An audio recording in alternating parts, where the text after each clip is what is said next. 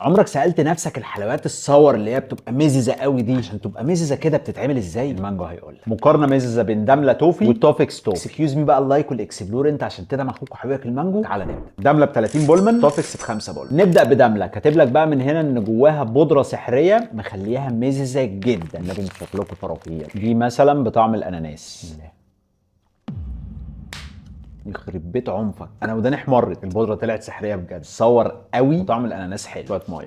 توفيكس ده شكلها اهو، هنجرب الفراوله. شكل من بره هي تقريبا. لا يا راجل، غلبانه خالص. طعم التوفي حلو والفراوله طعمها جميل، لكن فكره السورنس مش ايجاد. ففي المقارنه دي دمله استك. تعال اقول لك بقى الحاجات المززه او السور دي عشان يعملوها بيستخدموا فيها بعض الاسيدز او الاحماض عشان تطلع مزه بالشكل اللي احنا بنشوفه ده. منها حمض الستريك والمليك والفوماريك والطرطريك.